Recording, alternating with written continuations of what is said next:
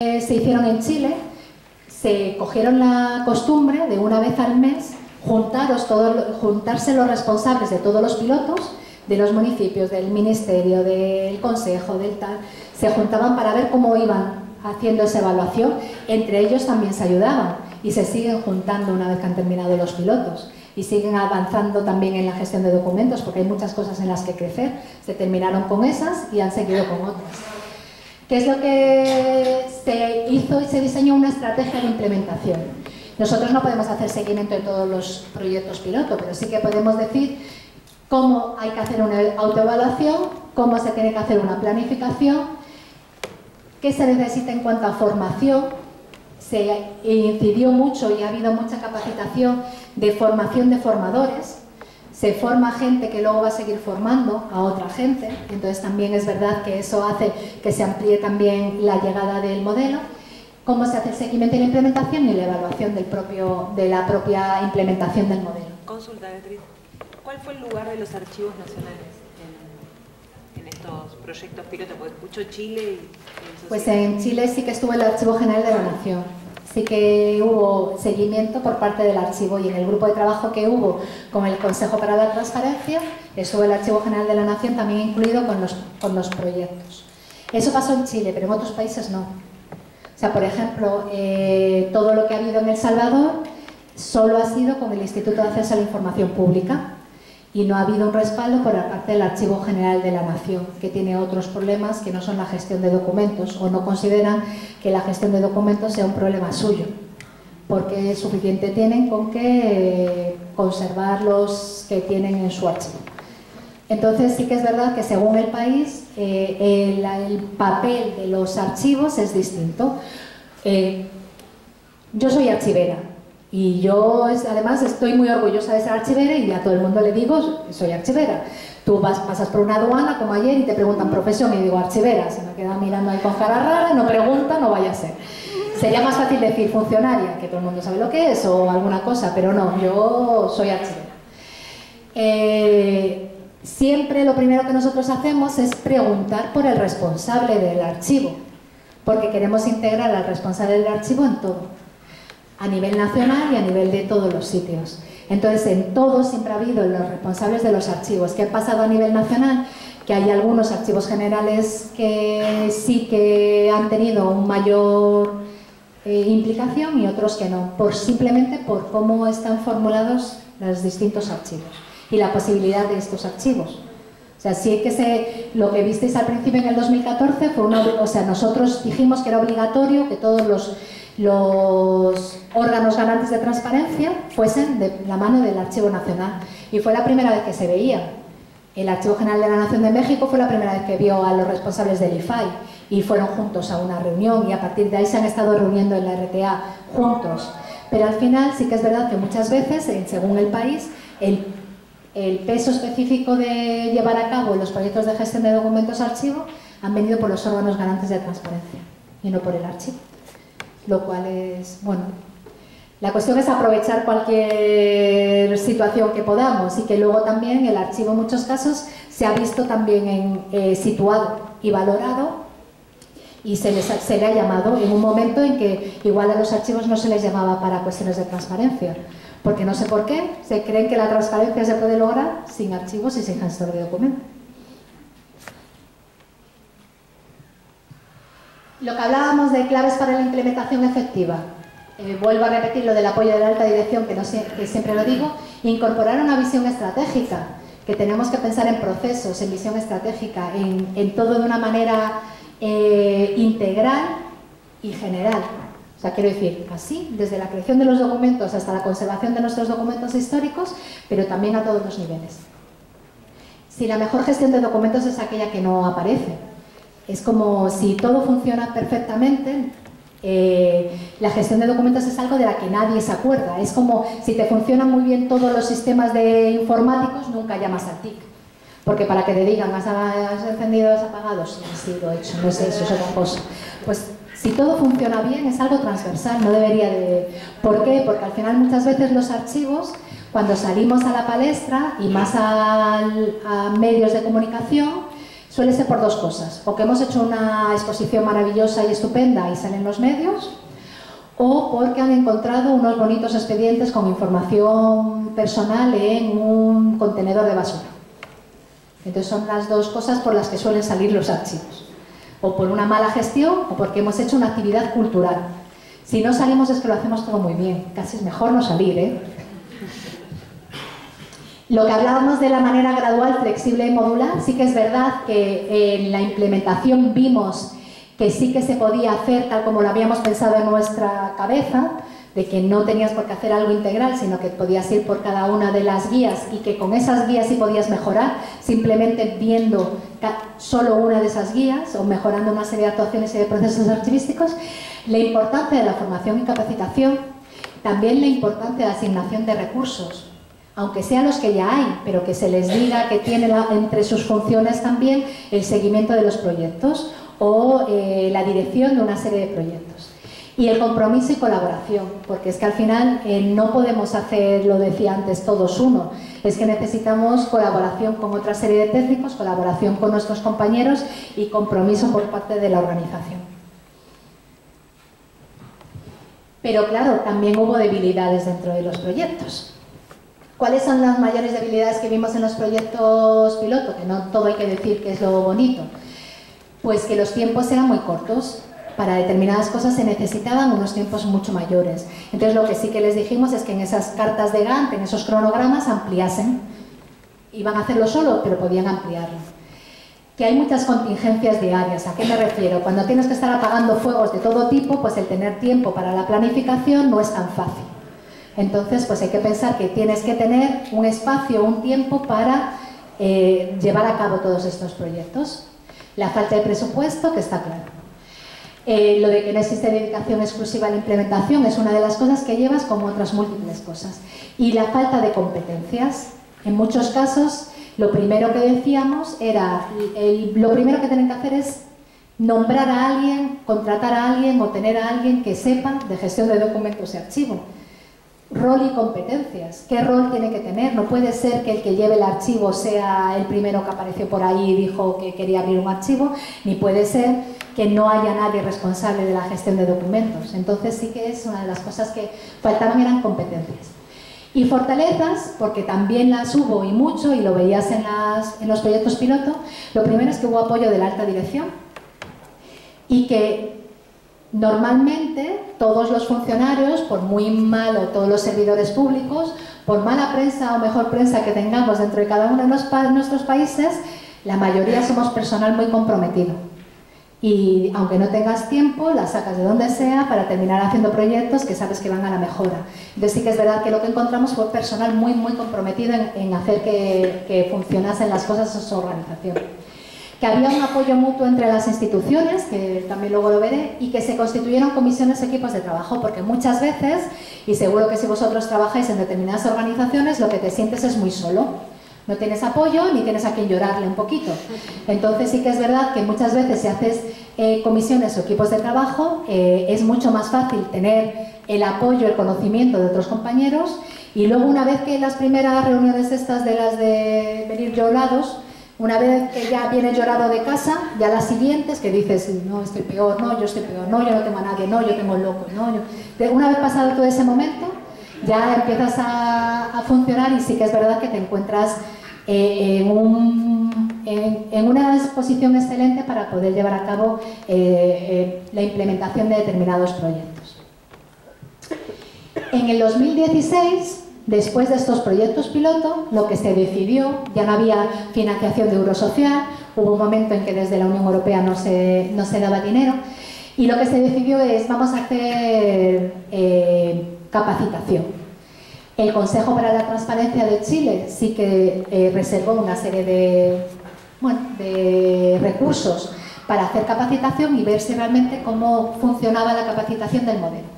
Entonces se hicieron Educatransparencia en Chile, que es un curso de e-learning, para que cada uno pudiese hacer los cursos y luego te saliese pues cómo habías realizado el avance de los cursos. Lo más importante es que era para todos los funcionarios públicos, no solo para los responsables de gestión de documentos y archivo, sino que se abría para todas las instituciones de cualquier tipo y eso. Y también para los oficiales de información, para que también sepan de si no consigo determinada información a quién tengo que recurrir y cómo tiene que ser toda esa información. Y sí que ha estado funcionando desde el 2016 muy bien. También desde el Consejo de Chile pues se mandaban pues una serie de infografías. Cuando yo hablaba antes del plan de trabajo, si yo soy una institución y quiero implementar esto, ¿qué es lo primero que tengo que hacer? Pues diagnosticar y detectar mis necesidades, revisar las guías, formalizar un equipo, elaborar un cronograma, una carta de Gantt, determinar cuáles son mis planes, levantar una serie de indicadores, bueno, hasta el éxito, y proyectar la continuidad. Entonces sí que te iban haciendo un poco como tú, de una manera autogestionada, podías hacer la mejora en el proyecto. Bueno, este es también de la propia Educatransparencia. Y ahora estamos en una tercera fase del proyecto, que es la optimización del propio modelo. Una vez, ¿para qué haces todo esto? Tú haces un proyecto, si yo digo lo de para que no se quede en el cajón, sino para que funcione, pues lo implemento. Una vez que lo implemento, digo, pues hay cosas que pueden mejorar. ¿Cómo puedo hacer que el proyecto llegue a más sitios? ¿Cómo puedo optimizarlo? ¿O cómo puedo mejorar el propio proyecto? Y en eso estamos. Lo primero que se dijo es a toda la red de transparencia que tenían que hacer un seguimiento dentro de cada uno de los países de cómo se hacía el proyecto. Nosotros, os decía antes, el proyecto es libre, cualquiera lo puede coger, cualquiera puede implementar y no sabemos ya cuál es el grado de implementación en muchos sitios del proyecto. Entonces lo que se dijo es todas las instituciones, todos los órganos garantes de acceso de cada uno de los países tenían que enviar una serie de preguntas sobre la utilidad y pertinencia, porque a mí me interesa saber si realmente la gente que va a implementar el modelo lo considera útil o no. Qué dificultades han tenido para la implementación de una manera además autónoma de la propia organización. Si ha habido iniciativas gubernamentales, por ejemplo en Chile se hizo una iniciativa de gobierno abierto que incluye el modelo, o por ejemplo lo que os decía desde El Salvador, pues se ha hecho la implementación del modelo en múltiples sitios. Entonces saber si ha habido una iniciativa dentro del propio gobierno. Todo lo que son recursos y elementos claves para la implementación, qué necesidades han visto de formación y capacitación del propio modelo, si esto ha hecho que se haya cambiado el marco normativo o cómo se han hecho los cambios normativos dentro de los propios países y la importancia del rol de seguimiento que tiene que tener el órgano coordinador, en este caso todos los órganos garantes de transparencia. Estas encuestas se mandaron para la última reunión de la red de transparencia de acceso a la información pública. Se recibieron solo de 17 instituciones porque se hizo justo antes de la reunión, pero más o menos lo que se consiguió de estadística fue como que en conjunto la percepción de utilidad era alta del modelo, que las guías les habían sido también útiles al 82% y las gerenciales a un 88%. Por ejemplo, a mí esto me llamaba la atención porque yo creía que los que más iban a leer los modelos, el modelo eran los de las guías operativas, es decir, los archiveros de pie, y que iban a decir, bueno, pues yo me dedico y ahora voy a mejorar en valoración y no sé qué, y esos mismos archiveros de pie decidieron que muchas veces eran mejor las gerenciales porque les ponían su sitio dentro de la organización.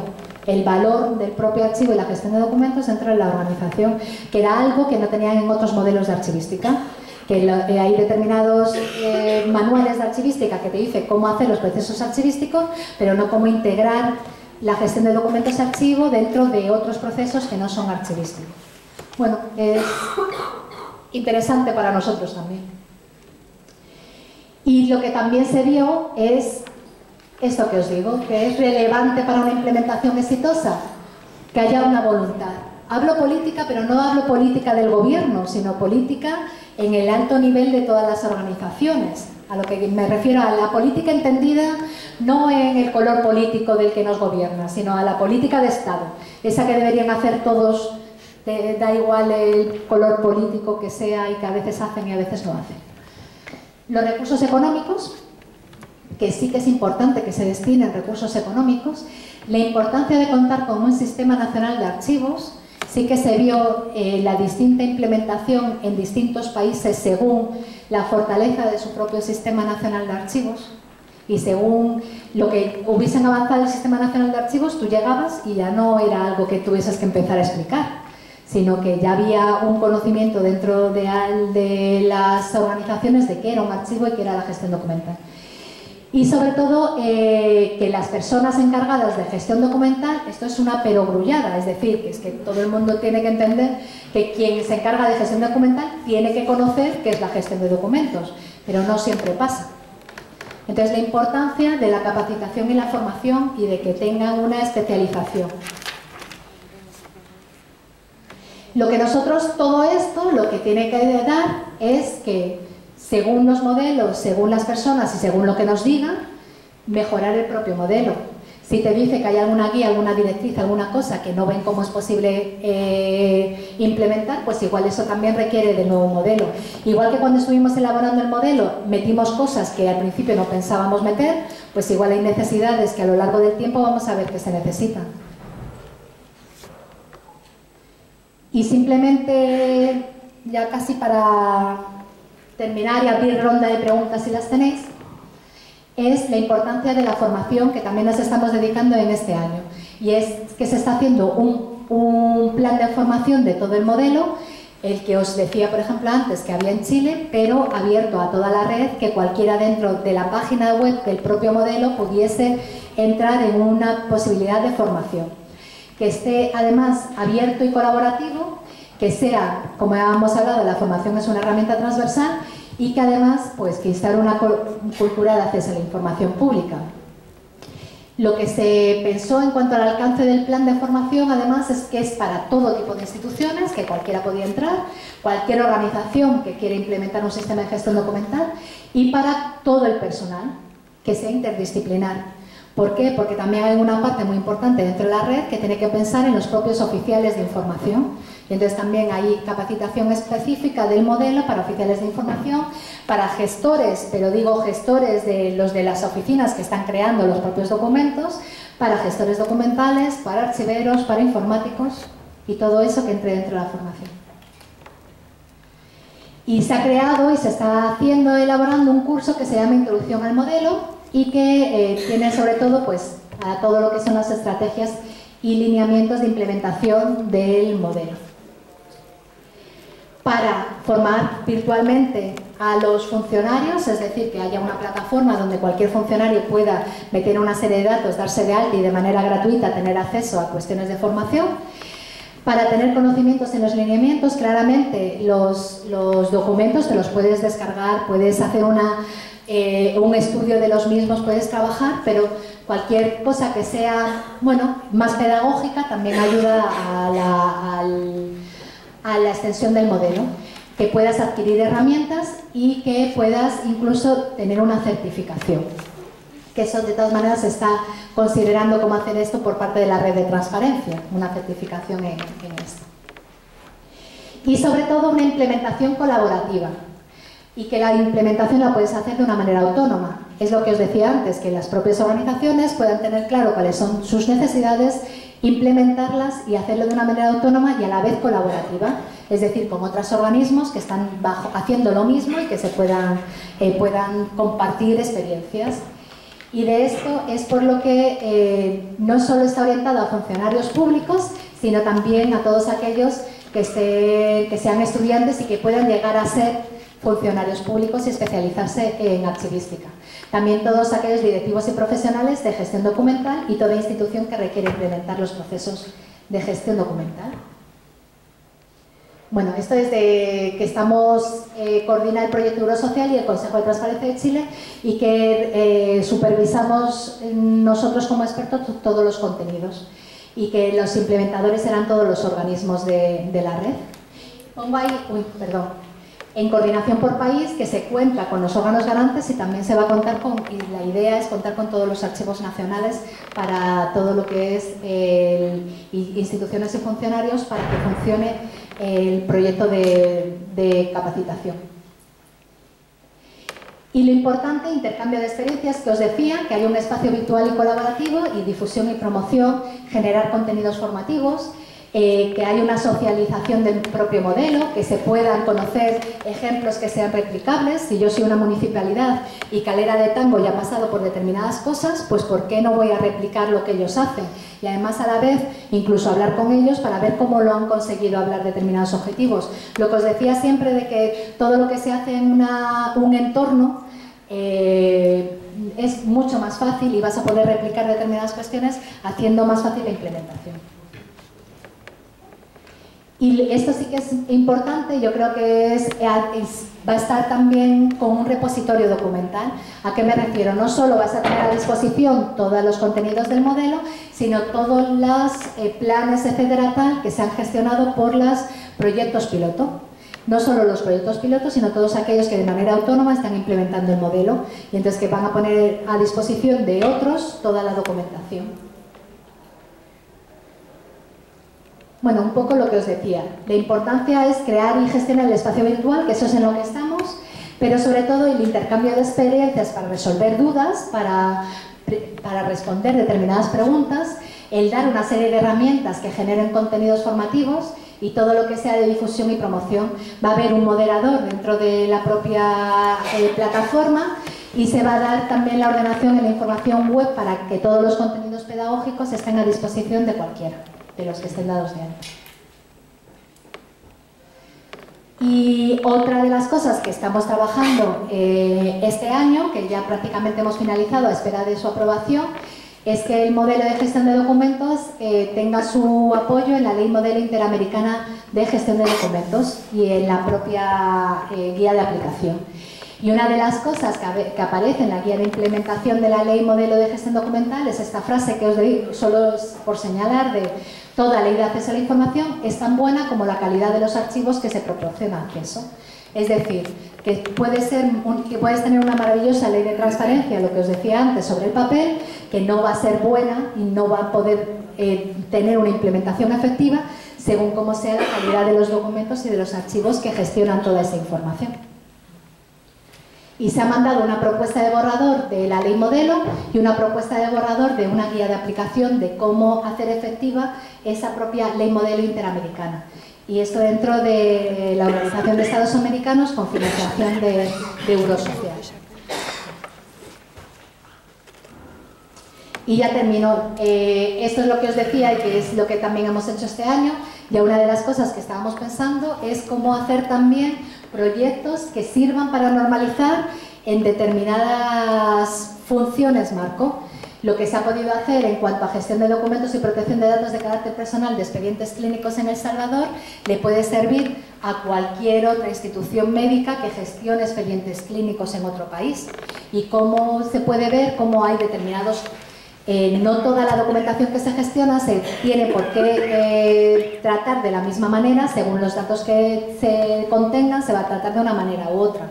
Aquí, por ejemplo, se ha tenido muchísima importancia, cosa que igual no hemos hecho en otros proyectos, a los circuitos de movimientos de la información, que igual en otros sitios parece que no tienes por qué explicar que lo que está en el archivo no lo puede sacar cualquiera, ni entrar cualquiera, ni no sé qué, y aquí de repente vas a ver determinados archivos y te encuentras que cualquiera entra al archivo del hospital.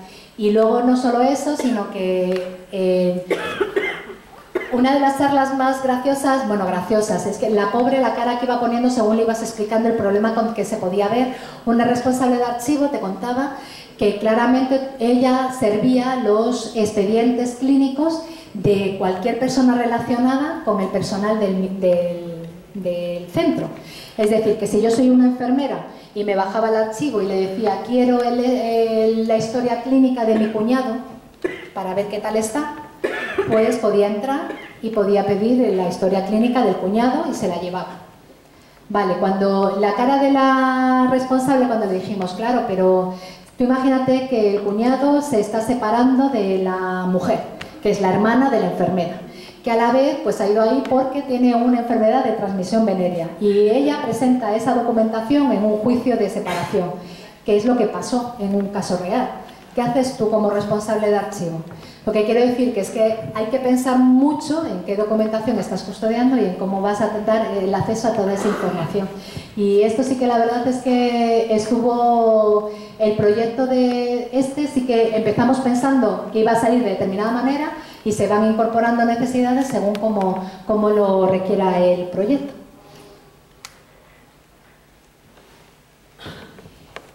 Y bueno, ya por terminar, simplemente algo que es de sobra conocido por vosotros es una organización que consigue con una correcta gestión de documentos y de archivo.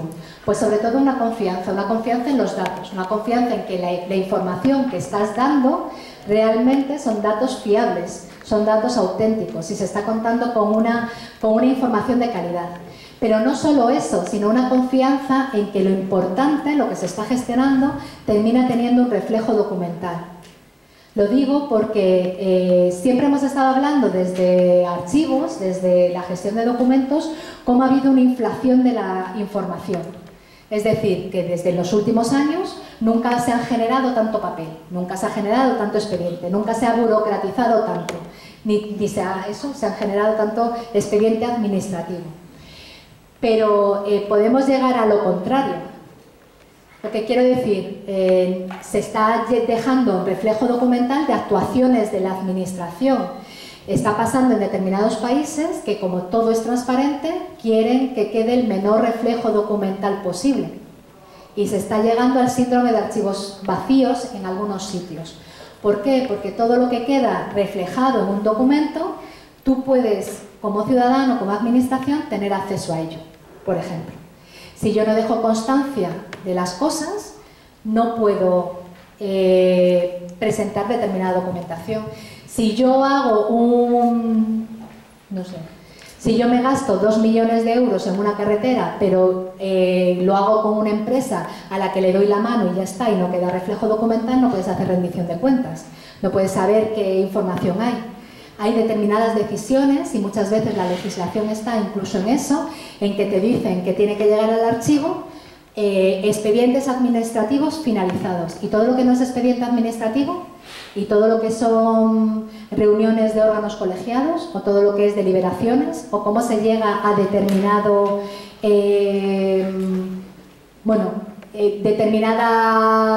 una organización llega a tomar determinadas decisiones. Si no queda documentado, pues no tienes por qué tener acceso a esa información. Lo que quiero decir es que la confianza es muy importante en el sentido de que todos los datos que tú estés dando son públicos, pero también a nosotros como administración y a nosotros como ciudadanos, la confianza de que todo lo que tiene que tener un reflejo de documentos va a quedar reflejado en un documento. Me da igual que sea electrónico, que sea en papel, que sea con 7 firmas o como sea, pero que queda eso reflejado.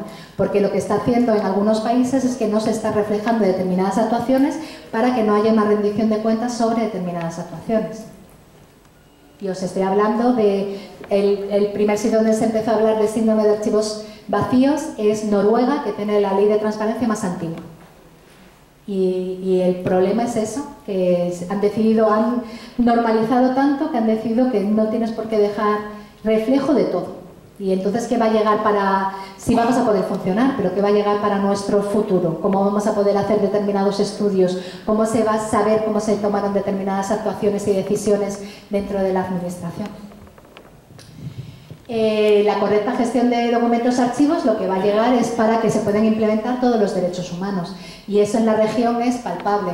Lo de ir a Honduras o a El Salvador o a determinados países y que te digan que han podido recuperar determinado, gracias a documentación que se ha guardado, llegar a determinados juicios contra criminales de guerra, pues es muy importante y se necesita toda la gestión de documentos y archivos. Si veis, y eso también es una realidad, muchas veces los archivos no creemos que estamos bien considerados o no estamos muy altos en tal, pero sí que está claro cuando determinadas olas de poder deciden destruir los archivos. ¿Por qué? Porque queda constancia de determinada información, sin archivo no hay información. La seguridad jurídica, lo mismo, la transparencia, la rendición de cuentas, todo esto no es posible hacer sin una buena, correcta gestión de documentos y no podríamos hablar de unos estados democráticos si no tuviésemos el acceso a la documentación y el acceso a la información y toda esa información estuviese bien gestionada. Y muy importante, y sobre todo viendo cómo ha surgido todo esto, es la cooperación. Al final, los problemas y oportunidades suelen ser iguales, aunque cada uno seamos distintos, tenemos nuestras mismas... O sea, tenemos especificidades, pero sí que es verdad que tenemos muchas veces una misma realidad. Todo lo que puedes hacer en un marco de cooperación va a ser mucho más fácil que vayas a poder implementarlo. Y yo creo que el modelo y la red es un ejemplo de ello. Bueno, y con esto os dejo aquí mi correo electrónico para cualquier consulta que tengáis y le pasaré a Mariana la presentación para la que tengáis disponible. Y cualquier duda, pregunta, etcétera, estoy abierta a lo que queráis, discusión.